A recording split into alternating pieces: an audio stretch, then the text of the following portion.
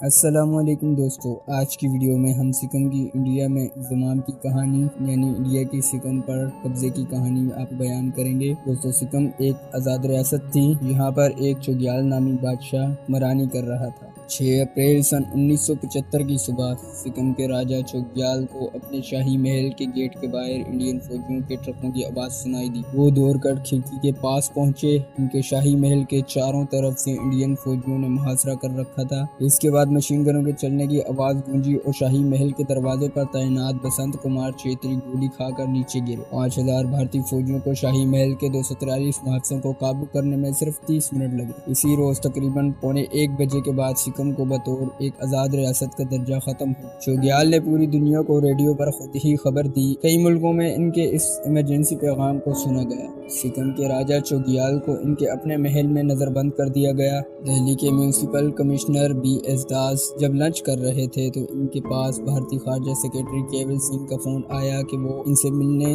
فوری طور پر دفتر آ جائیں۔ تاریخ تھی 7 اپریل 1973 جب داس وزارت خارجہ کے دفتر پہنچے۔ کیول سنگھ نے گرم جوشی سے ان کا استقبال کرتے ہوئے کہا، آپ کو سکم حکومت کی ذمہ داری لینے کے لیے فوری طور پر گینگ ٹاک بھیجا جا رہا ہے۔ آپ کے پاس تیاری کے لیے صرف 24 گھنٹے ہیں۔ BS داس گینگ ٹاک پہنچے اور انہیں ایک جلوس کی شکل میں پیدل ان کی رہائش گاہ تک لے جایا گیا۔ اگلے روز جب انہوں نے چوگیال سے ملنے کا وقت مانگا تو انہوں نے یہ کہہ کر منع کر دیا کہ وہ اپنے جوتشیوں سے صلاح مشورے کے بعد ملاقات کے بارے میں سوچیں گے۔ داس کہتے ہیں، یہ ایک بس عذر تھا۔ دراصل وہ یہ ظاہر کرنا چاہتے تھے کہ وہ مجھے یا میرے عہدے کو تسلیم نہیں کرتے۔ اگلے روز چوگیال نے داس کو خود بلایا، لیکن میٹنگ ایک بہت ہی سخت ماحول میں ہوئی۔ ان کی پوری کوشش تھی کہ انہیں بھی بھوٹان جیسا ہی درجہ دیا جائے۔ ہم ایک آزاد ریاست ہیں، خود مختار ملک ہیں، آپ کو ہماری آئین کے تحت ہی کام کرنا ہوگا۔ انڈیا نے آپ کی سروسز ہماری حکومت کو سونپی ہیں، ہمیں کبھی دبانے کی کوشش مت کیجیے گا۔ یہ الفاظ تھے چوگیال کے۔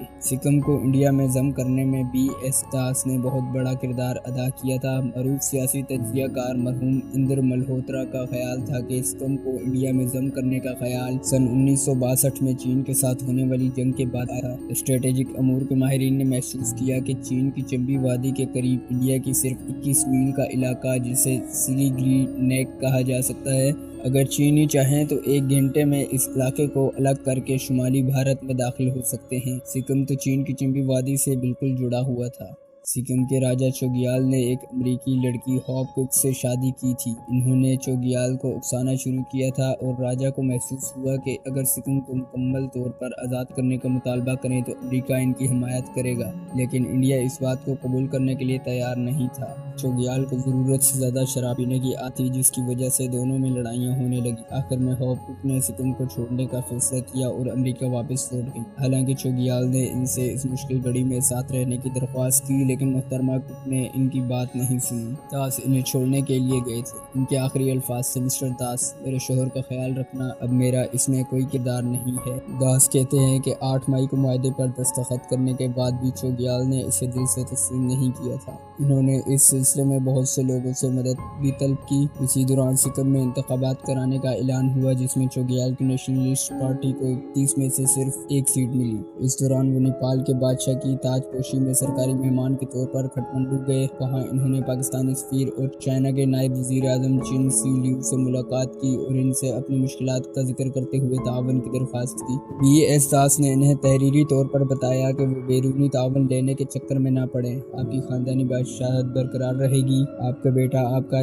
جانشین بنے گا، لیکن آپ کو یہ تسلیم کرنا پڑے گا کہ آپ پروٹیکٹڈ ہیں اور 8 مئی کے معاہدے کو تسلیم کرتے ہیں۔ لیکن سکم کے راجہ چوگیال نے ان کی نہیں سنی اور اس بات پر اصرار کیا کہ میرا تو ایک آزاد ملک ہے، میں اسے ترک کرنے والا نہیں ہوں۔ اس وقت کی بھارت کی وزیر اعظم اندرا گاندھی کے سیکرٹری PNS دھر نے اپنی کتاب اندرا گاندھی دی ایمرجنسی اینڈ انڈین ڈیموکریسی میں لکھتے ہیں، اس معاملے میں جس انداز سے چوگیال نے اندرا گاندھی کے سامنے اپنا موقف پیش کیا، اس سے میں بہت متاثر ہوا۔ انہوں نے کہا کہ انڈیا سکم میں جن سیاستدانوں پر انحصار کرتا ہے وہ اعتماد کے قابل نہیں ہیں، لیکن بات بن نہیں پائی اور بالآخر اندرا گاندھی اور ان کی ملاقات بے معنی رہی۔ داس کہتے ہیں کہ صرف ایک ہی بار انہوں نے چوگیال کو شکست خوردہ دیکھا۔ جب ان کا بیٹا اور ان کا وارث ایک حادثے میں ہلاک ہو گئے تو انہوں نے خودکشی کرنے کی کوشش کی۔